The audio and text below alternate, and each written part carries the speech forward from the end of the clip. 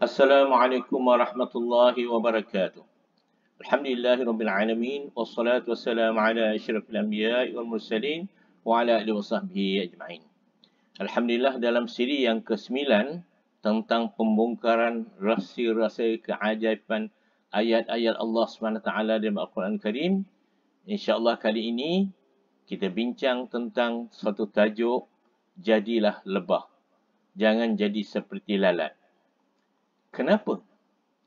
Ya, saya akan bentangkan 7 fakta. Kenapa jangan jadi lalat tapi jadilah lebah. Pertama sekali, kita perhatikan lebah. Lebah ni dia ada melepak mana-mana ke? Setahu kita dan setakat yang kita lihat, dia hanya dari sarang ke bunga. Dari bunga ke sarang. Dia tak singgah mana-mana warung, mengetih atau mengopi. Dan dia tak pergi lain-lain tempat. Apatah lagi tempat-tempat kotor. Tidak seperti lalat. Lalat dia suka tempat kotor. Tengok, tempat tu kotor. Situlah dia suka. Bukan setakat tempat kotor saja. Selain daripada tempat kotor, lepas dia makan apa, dia bergelumar dengan kekotoran, dia tong-tong sampah dan sebagainya, dia pergi pula kepada makanan hidangan kita. Allahu Akbar. Itulah yang kita pun tak suka jadi lalat lah. Lalat boleh pergi tempat tak elok, boleh pergi tempat elok. Kalau ada orang macam ini, timbul masalah dalam masyarakat.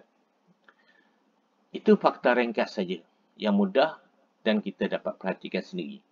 Seterusnya kita lihat fakta kedua. Fakta kedua ni kita nak bawa ayat Quran. Yang mana Al-Quran Karim memokuskan pasal lebah ni dikatakan sebagai suatu makhluk istimewa dan ajaib. Kenapa? Kerana Allah Ta'ala sebut secara jelas nama An-Nahl, lebah. Walaupun hanya sekali saja perkataan lebah disebut dalam Quran, tapi cukup hebat. Kenapa? Kerana kehidupannya, seluruh hidupnya mengikut arahan Allah SWT. Tak seperti lalat. Macam mana yang dikatakan dia ikut arahan Allah? Dia sangat patuh mengikut arahan Allah untuk buat rumah. Dan seterusnya, cari makan. Cari makan pun ikut arahan Allah. Bukan sesuka hati. Dan lepas makan, nak keluarkan isi perut pun ikut arahan Allah. Jauhlah beza dengan kita. Okey, mari kita tengok secara detail. Ayat 68 surah An-Nahl. A'udzubillahi minasyaitanirrajim. Wa auha rabbuka ilan nahl. Wa auha rabbuka, Tuhanmu wahyukan ataupun ilhamkan ilan nahli, kepada lebah. Apa yang Allah wahyu kepada lebah? Anittakhidhi minal jibali buyuta. Buatlah sarang di gunung-gunung. Wa minasyajar, dan di pokok-pokok. Wa mimma ya'rishun, dan di bangunan-bangunan. Sama ada dia numpang bertinggi buat sarang di bangunan rumah orang dah siap ke, ataupun dia bersarang di rumah orang buat khas untuk dia. Kalau kita tengok, tak jumpa pula ayat Quran menyuruh kita orang biasa buat rumah kat sini. Nabi pun Allah Ta'ala tak arahkan buat rumah kat mana-mana. Tapi special sungguh lebah ni. Allahu Akbar. Kalau kita tengok itu, ahli-ahli tafsir kata, sebahagian ahli tafsir kata, berdasarkan ayat ini ada 3 kategori madu. Ini panduan kita nak cari madu, yang mana yang terbaik sekali. Yang pertama ialah Al-Jibal. Allah Ta'ala sebut tadi, ya, bersaranglah kamu di gunung-gunung atau bukit-bukit. Jadi, setengah ulama tafsir kata, itulah kategori pertama madu yang terbaik. Iaitu madu gunung atau madu bukit. Apatah lagi kalau madu itu berada di negara yang suhunya kering. Seperti negara-negara Timur Tengah. Dia kering. Tak macam kita, suhu lembap. So lembap ni orang buat kajian ada sebahagiannya ada kandungan air sebab kita lembap sini. Di negara-negara Timur Tengah di udara kering, nasi seminggu pun tak basi. Itu dia. Yang kedua, madu kategori yang bersarang di pokok. Ini banyaklah tempat kita. Ini kedudukan kategori kedua. Bukan tak elok, elok belaka. Cuma kategori kedua. Yang ketiga, di bangunan-bangunan. Kadang-kadang dia bersarang dekat rumah orang. Tapi kebanyakannya orang buat rumah untuk dia. Cara moden sekarang, orang buat rumah untuk dia. Itu masuk kategori ketiga lah. Okey. Kalau kita faham tu, bolehlah kita jadikan dia panduan untuk mengambil madu. Yang macam mana yang paling baik dan terbaik. Kemudian, Allah perintahkan pula dia makan. Tadi perintah suruh buat rumah kat mana-mana. Lepas tu perintah suruh makan pula. Adakah Allah Ta'ala suruh dia makan sate ke? Makan nasi lemak ke? Makan nasi biryani ke? Tidak. Dia tak makan apa-apa yang lain, melainkan yang satu ini. Apa dia? Allah Ta'ala kata, Summa kuli min kulli thamarat. Kemudian makanlah dari setiap bunga-bungaan. Bunga-bunga macam mana ni? Apa maksudnya? Maksud bunga as-samarat tadi. Ahli-ahli tafsir dan ahli-ahli yang membuat kajian, dia kata as-samarat tu maksudnya ialah dia kata bunga dengan sel pembiakannya serta nektar yang menyertainya. Jadi dihisap bunga tu, dia dapat sel-sel pembiakan bunga serta nektar. Subhanallah. Dia sedut bukan sebarang benda, dia sedut daripada bunga tadi. Kita nak tahu juga apa yang dimaksudkan dengan nektar tu. Nektar adalah madu, nektar atau madu bunga merupakan cecair yang kaya dengan gula yang dihasilkan oleh tumbuhan. Hebat ya. Itu dia. Berapa banyak perlu bunga yang dihisap oleh lebah? Berapa banyak dia ambil dihisap-hisap? Kalau kita lihat beberapa kajian mengatakan terlalu banyak bunga yang dia kena kerja. Dia kena pergi hisap, pergi ambil, terbang sana, terbang sini untuk mendapatkan madu yang banyak. Ada kajian mengatakan untuk mendapatkan 1 kilo madu, dia perlu kepada 50,000 ekor lebah makan bunga, cari bunga. Subhanallah, ramainya. 50,000 ekor lebah untuk mendapatkan 1 kilo madu. Ialah kita bayangkan lebah tu besar mana.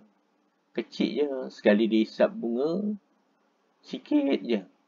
Nak kompos 1 kilo, tak cukup setakat 4-5 ekor. 10 ekor, 20 ekor pun tak cukup. 100 ekor pun tak cukup. Orang nak buat kajian perlu pada 50,000 ekor lebah. Subhanallah. Hebatnya kejadian Allah ini. Yang kedua, dia perlu menghisap sekitar 7,500 bunga. Masya Allah, banyaknya bunga yang dia kena hisap. Maknanya, dia carilah. Cari sana, cari sini. Sebab itu kita tengok lebah ni sentiasa berkeliaran dari bunga ke bunga, dari bunga ke bunga. Kalau ada lebah bersarang dekat rumah anda, cubalah perhatikan apa aktiviti dia. Dia pergi tak melepak kat warung teh. Yang ketiga, dia perlu berulang alik sekitar antara 17 hingga 24 kali untuk mencari bunga. Satu hari dia berulang alik antara 17 hingga 24 kali. Pergi bunga sana, pergi bunga sini. Dia tak berhenti. Kerja tu je dia. Dia tak ada menyangkul bertani ke, tak ada. Tak ada pergi barang kat supermarket ke, tak ada. Kerja dia cari bunga, sedut, bawa balik ke sarang. Keluar lagi cari. Begitulah. Berulang alik setiap hari. Tak penat ke dia? Ini jadi antibiotik kita lah. makhluk kecil je. Tapi tak reti penat dia. Dan yang keempat, pokok-pokok tidak mengeluarkan madu sepanjang masa. Dia pergi cari madu kat bunga. Bunga ni tak mengeluarkan madu tadi. Yang dia kata karakter tadi. Tak keluar setiap sepanjang masa. Ada yang hanya sekali saja pada satu saat tertentu. Allahu Akbar. Tak semua pokok yang kita tengok ada bunga tu, ada madu dia. Tak ada. Kadang-kadang sekali saja pada sehari. Tapi ajaibnya, lebah ni, dia tidak meraba cari pokok bunga sana ada ke, cari bunga sini ada ke, tak. Dia sudah ada deria, sudah ada macam sensor. Tahu dia mana bunga yang sedang mengeluarkan dia punya madu. Sebab tu dia tahu, pergi je dia tahu dah, bunga pokok empelam ni, pukul 8 suku misalnya tu. Dia pergi 8 suku dapat. Lepas tu dia balik, tengok pula bunga rambutan. Bunga rambutan dia dapat tahu. Katalah misalnya jatuh pukul 9. Pukul 9 dia pergi, dapat balik. Itulah hebatnya lebah. Kenapa? Kerana kerja-kerja dia tu semua mengikut arahan Allah Subhanahu Wa Taala. Maka Allah berikan kemudahan kepada dia mendetek madu bila masa dia keluar dari setiap pokok. Allahu Akbar, Maha Kaya Allah Subhanahu Wa Taala. Menjadikan makhluk yang kecil saja tapi hebat. Tuan-tuan, perempuan, muslimin-muslimat rahmat Allah. Sebelum kita meneruskan kepada fakta yang ketiga, panjangkanlah ilmu Allah Subhanahu Wa Taala ini. Kerana pahalanya adalah pahala jihad. Kenapa dikatakan pahala jihad mengembangkan ilmu Allah? Kerana kamu telah membuka hati dengan ilmu dari Allah SWT. Bila kamu membuka hati-hati manusia dengan ilmu dari Allah, sepertilah jihad membuka negara kepada Islam. Oleh kerana itu, yang belum subscribe, sila lakukan. Lepas tu, like dan share ke seberapa ramai mungkin supaya pahala kita sentiasa mengalir walaupun kita dah tak ada nanti. InsyaAllah. Baiklah muslimin-muslimat sekalian, seterusnya kita pergi kepada fakta ketiga. Fakta ketiga, perut lebah ni, dia mengeluarkan apa? Mengeluarkan madu. Madu yang disebut sebagai syifa yang ajaib. Tahu dari mana datangnya madu? Madu tu datang dari mana? Nanti kita huraikan sekejap lagi. Berdasarkan ayat Allah juga. Tapi lalat, dia keluarkan muntah dari mulut. Berbeza dengan lebah. Lebah dari buntut dia.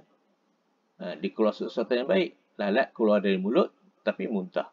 Apa dia buat dengan muntah? Lepas ni kita lihat. Dan seterusnya Allah Ta'ala sebut, Allah beritahu bahawa apa yang keluar daripada badan perut lebah tadi, Allah Ta'ala kata, yakhruju min butuniha syarabun mukhtalifun alwanuh. Keluarlah dari perutnya minuman yang berlainan warnanya. Itu dia. Keluar dari perut. Kita kalau keluar dari perut, apa yang keluar? Tanya. Kalau ayam dengan itik keluar dari perutnya, telur. Masih boleh kita makan. Tapi kalau manusia keluar dari perutnya, benda-benda yang memang bukan saja tak boleh makan, tapi orang pun tak suka, baunya busuk. Berbeza dengan lebah, keluar dari perutnya suatu benda yang wangi, sedap, manis. Yang Allah Ta'ala kata berlainan warnanya. Sebab itu tidak heran kita lihat banyak madu berbagai warna. Ada yang coklat, ada yang agak hitam, ada yang warna perang, warna cerah sikit, cerah sampailah warna putih tu. Tuan-tuan pernah tengok tak madu putih? Madu putih ni, tuan-tuan, ada yang datangnya dari pergunungan Kazakhstan. Itu madu putih. Kenapa dia putih? Kebanyakan makanannya ialah bunga-bunga putih. Dan dia ni hebat sebab duduk di tempat udara yang sangat bersih, tidak tercemar langsung. Di pegunungan, daya ketahanannya amat kuat. Oh, dia duduk kat gunung, nak terbang naik gunung pun dia kena usaha kuat. Alhamdulillah, saya pernah memberikan madu putih kepada orang yang datangnya bertongkat. Habis betul, datang semula tak bertongkat dah. Subhanallah, hebat rupanya madu putih ni. Itu dia. Lalat pula, macam mana? Kalau lebah keluar dari buntutnya madu yang manis, tapi lalat keluar dari mulutnya air liur dan makanan yang separuh hadam. Dihadam tak habis lagi, dimuntahkan. Lepas tu ada perubat. Dihisap semula muntah tu masuk ke dalam perut melalui belalainya. Geli kita kata. Tapi itulah perangai lalat. Dan lalat ni banyak macam jenis. Lalat daun, lalat daging, lalat suka makan bangkai, macam-macam jenis lalat lah. Kita tak cerita pasal lalat secara khusus. Apa hebatnya lalat? Ini kita cerita sikit. Lalat ni sepanjang hayat dia mampu bertelur hingga 20,000 telur. Masya Allah, banyaknya. Patutlah lalat ni membiaknya hebat. Dia sekali bertelur berapa banyak? Antara 70 hingga 150 biji telur. Masya Allah, banyaknya. Dia kenapa suka hinggap merata-rata ni lalat ni? Kenapa dia suka hinggap merata-rata? Kita tak tahulah. Wallahualam, itu semua Allah takdirkan. Tapi orang buat kajian, rupanya lalat ni otak dia kecil je. Sikit je. Iaitu saiz otak dia 1 per berapa tu? 1 juta gram. Terlalu sedikit. Badan dia dah kecil. Sikit sangat otak. Tak boleh bagi panjang lah. Agaknya kalau manusia macam tu otak memang habislah. Out lah. Dan walaupun dia otak sikit, tapi mata dia banyak. Ada 6. Kuat pula penglihatan. Kita cuma ada 2. Pun dah macam-macam nampak. Tapi kerana otak kita besar, boleh berfikir, kita boleh beza. Yang kita nampak tu baik ke, yang tak baik ke. Beza dengan lalat. Okey, itu cerita lalat. Kita masuk balik kepada cerita lebah. Lihat faktor yang keempat pula. Faktor keempat, lebah ni dia ada sengat. Sengat lebah ni merupakan senjata dan juga ubat. Dia boleh jadi buat ubat. Ganti acupuncture. Dan senjata serang pada musuh. Sebab dia ada pula dia punya bisa dia. Tapi lalat tak bersengat. Orang pun tak takut. Tak bersengat. Lebah ni sangat baik jika tidak diusik. Jika diusik, baru dia menyengat. Bila diusik, baru dia menyengat. Itu hebatnya lebah. Itulah bandingan orang Islam bila diusik, timbullah jihad dia. Inilah juga dikatakan antara lebah dengan lalat ni bandingan orang mukmin dengan munafik. Lebah sebagai orang mukmin, dia baik tapi pantang diusik. Yang munafik ni dia semua boleh pergi. Dengan orang baik boleh, dengan orang jahat pun dia boleh belaka. Orang mukmin itu sangat baik, tapi pantang diusik, dia menyengat. Tapi munafik dia tak kisah. Lihat sekarang, di mana sengat umat Islam setelah diusik. Islam dipelikir, Nabi dihina, tulisan Al-Quran Al-Jawi ditentang, dipelikir dan sebagainya. Tak keluar sengat lagi kan? Itu persoalan cepu mas. Seterusnya fakta kelima. Usia panjang dan bermanfaat. Siapa? Lebah lah. Usia lebah, dia panjang dan panjang dia penuh dengan manfaat. Hidup dia di antara 1 hingga 5 tahun. Lama Tapi lalat hidup antara 14 hingga 25 hari saja. Dah lah pendek umur. Banyak tak bermanfaat. Banyak datang kemudarat pada pihak lain. Itu dia. Kemudian terbang dia pula. Lebah ni dia boleh terbang 12 km per jam. Nak banding kereta, kita lajulah kereta lagi. Tapi dia boleh terbang 12 km sejam tu. Okay, lajulah banding dengan lalat. Sebab lalat terbang hanya 8 km per jam. Dia nak pergi jauh mana? Umur pun tak panjang. Duduk dia diam lah. Pun tak diam juga dia. Fakta ke-6. Madu adalah penawar yang tiada tandingan. Hebatnya madu. Sedangkan lalat pembawa mudarat. Jadi, itu yang dia dikatakan tadi. Jadilah lebah kerana lebah membawa penawar. Jangan jadi lalat kerana lalat membawa mudarat. Bahaya. Walaupun ada sengat yang menakutkan lebah ni, tapi Allah Ta'ala kata, hujung ayat tadi, fihi shifa'un linnas. Padalah madu lebah tadi, ada penawar, penyembuh segala penyakit untuk manusia. Iaitu sama ada penyakit rohani maupun juga jasmani. Sebab itulah Rasulullah SAW sebut, amalkanlah madu. Qala Rasulullah SAW, alaikum bisyifa'ain. Kamu kena amallah 2 penawar, 2 penyembuh. Apa dia? Al-Quran wal asal. Quran dan madu. Dalam Al-Quran, hanya Allah Ta'ala sebut Quran dan madu sahaja sebagai syifa. Bukan maknanya yang lain-lain tidak syifa. Tapi maknanya Quran dengan madu ni yang paling utama. Maka kita hari ni letak dekat mana Quran dengan madu? Adakah kita cari obat-obatan manusia dulu, tinggalkan Al-Quran dan madu, atau kita utamakan Quran dengan madu? Itu tanya diri sendiri. Ya? Sebab kalau kita yakin dengan Allah, yakin dengan Al-Quran, yakin dengan hadis Rasulullah SAW, Allah Ta'ala dah sebut dah. Fihi shifa'un linnas, itu madu. Menjadi penawar penyembuh kepada manusia berbagai penyakit rohani dan jasmani. Dan ada ayat tentang Quran pula, Allah Ta'ala kata, wa nunazzilu minal Qur'ani ma huwa shifa' wa rahmah.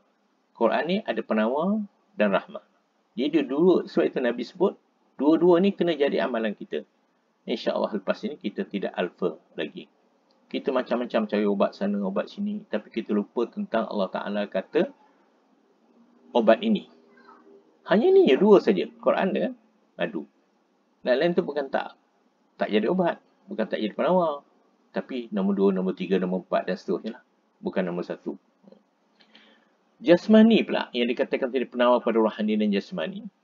Jasmani ni, saya nak cerita sikit. Kita ni setiap hari terdedah kepada berbagai jenis racun. Yang mana racun ni merosakkan rohani dan merosakkan jasmani. Kalau kita tengok racun dalam makanan kita hari ni, banyak bahan awet yang kita makan, merosakkan tubuh badan kita. Banyak bahan porno merosakkan.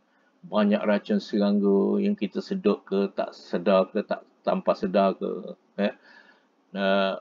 Bahan perisa tiruan yang setengah pendapat kata, kalau kerap mengambil perisa tiruan ni boleh menyebabkan kepada kanser dan sebagainya.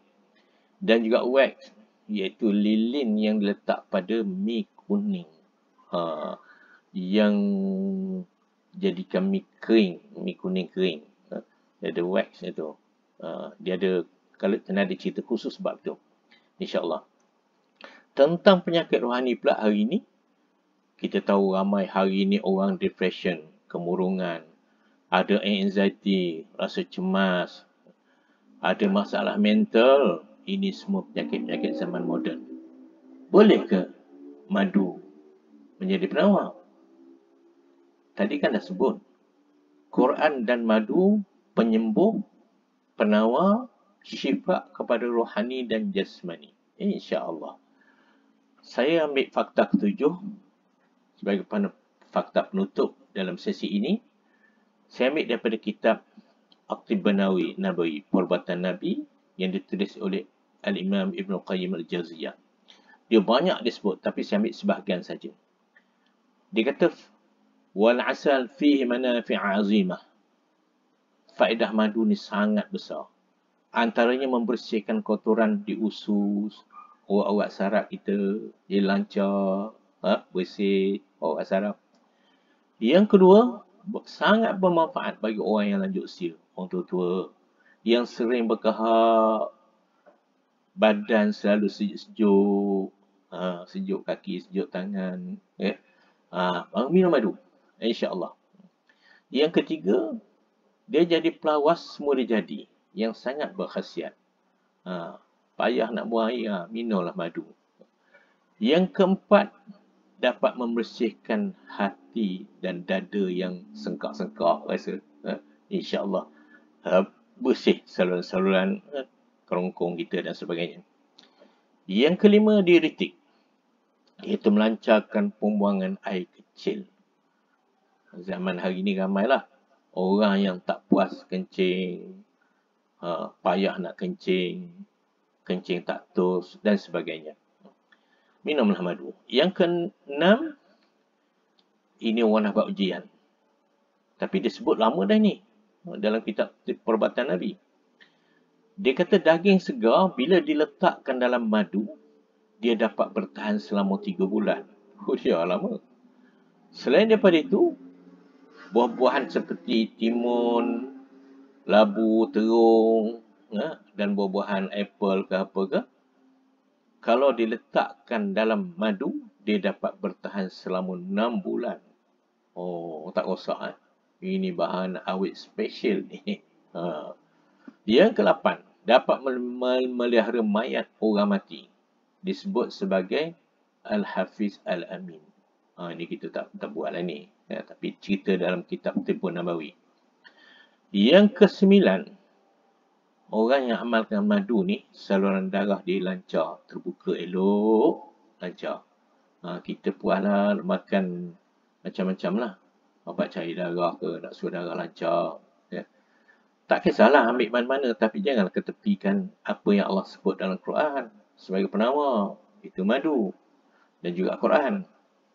Yang ke-10, madu dikatakan dalam Tibb Nabawi, makanan sebagai obat dan obat sebagai makanan. Pelik kan? Tak pelik. Maknanya madu ni dia sebagai makanan, tapi dia juga jadi obat. Dan satu maksud lain, madu boleh jadi obat, tapi dia juga jadi makanan. Inilah hebatnya madu. Benda lain tak jadi macam tu. Hebat kan? Okey, seterusnya. Saya ambil pula kajian-kajian lain terkini lah. Kajian-kajian zaman moden. Yang tadi cerita kitab At-Tibb Nabawi. Sebenarnya kajian-kajian tentang madu ni terlalu banyak. Terlalu banyak lah. Tak muat saya nak cerita sini. Muslimin muslimat, tuan-tuan dan puan pun sedia maklum dah. Boleh cari sana sini maklumat tentang kehebatan madu. Cuma saya sebutlah sikit beberapa hal, beberapa fakta. Ternyata rupanya bila orang nak buat kajian macam-macam, ternyatalah sangat hebatnya anugerah Allah ni kepada kita. Tapi ramai orang persia-siakan. Ini yang jadi masalah besar. Antara khasiat faedahnya, dia dapat menguatkan sistem imun. Kita sekarang ni dalam menghadapi wabak, kita memang selalu nak cari bahan-bahan yang menguatkan imun kita. Selain daripada apa yang disediakan oleh pihak pemerintah, kenapa tak cari juga apa yang Allah sediakan lebih awal lagi? Gabunglah belaka. Semakin banyak kita pakai baju kalis peluru, semakin kebal kita, insya-Allah. Fungsi dalam madu ni, subhanallah, dia ada antioksidan yang tinggi, antibakteria. Ya Allah, dapat membantu melawan jangkitan virus, bakteria dan kulat. Tu kan? Apa lagi kita nak? Tak percaya lagi kepada madu. Ini kajian-kajian terkini. Yang tadi dalam kitab Tibbun Nabawi pun dah jelaslah sebenarnya. Seterusnya, madu ni dapat membekalkan tenaga. Jika diambil setiap pagi sebelum sarapan, akan dapat memberikan tenaga ekstra. Tak tak? Tak kan? Tak ambil lah. Kenapa? Kerana ia mengandungi gula semula jadi, air, mineral dan berbagai vitamin, bunga dan protein. Ini semua jadi pembekal tenaga yang terbaik. Itu dia. Dia juga baik untuk jantung. Kenapa? Madu sangat tinggi antioksidan. Sebab itulah dia dapat memperbaiki tahap kolesterol dan dapat melindungi penyakit jantung. Kajian menunjukkan madu boleh membantu menurunkan hampir 5.8% LDL. LDL ni kolesterol tak baik lah. Dan meningkatkan 3.3% HDL, iaitu kolesterol baik. Kita nak kolesterol baik tinggilah. Kolesterol yang tak baik tu turun lah. Kalau boleh tak ada langsung. Jadi amallah madu, insya-Allah. Ini kajian-kajian. Kemudian kandungan nutrien dia hebat. Satu sudu bersamaan dengan 21 gram, dia mengandungi 64 kalori dan 17 gram gula, termasuk fruktosa, glukosa, maltosa dan sakrosa. Madu ni hampir tidak mengandungi sebarang serat, lemak atau protein. Itu hebatnya madu. Madu juga mengandungi beberapa vitamin dan mineral yang hebat-hebat. Boleh tuan-tuan perempuan rujuk bahagian nutrisi, bahagian kajian perubatan, kesihatan dan sebagainya. Banyak lagi kajian-kajian yang ajaib. Dan hujung sekali kita nak habiskan ayat tadi, ayat 69 surah An-Nahl. Inna fi dzalika laayatan liqaumin yatafakkarun. Allah Ta'ala kata, pada yang demikian itu, cerita madu, cerita lebah ni, ada tanda-tanda kebesaran Allah SWT bagi mereka yang mahu berfikir. Yang nak berfikirnya. Yang tak nak fikir memang tak nampak apa. Jadi orang yang menepikan madu ni tadi, kita nampak ni Allah Ta'ala sindirlah. Ini orang yang tak nak berfikir. Kaum yang tak berhenti berfikir. Na'udzubillah min zalik. Ramai tak berfikir yang madu ni syifa untuk manusia. Allahu Akbar. Mudah-mudahan kita jadi orang yang beriman, orang yang sihat, orang yang sentiasa mengamalkan arahan Allah dan Rasulnya. Kan suruh jadi macam lebah tadi. Lebah ikut sentiasa arahan Allah. Jadi kita pun kalau boleh macam tu lah. Bila ikut arahan Allah, hasilnya sangat baik. Tengok lebah, apa hasil dia? Sampai yang keluar dari perut, dia pun hebat. Kita taklah nanti sampai keluar dari perut, dia boleh makan pula. Tak ada. Tadi itu khusus kepada lebah. Wallahu a'lam bissawab. Aqulu qawli astaghfirullahal azim. Assalamualaikum warahmatullahi wabarakatuh.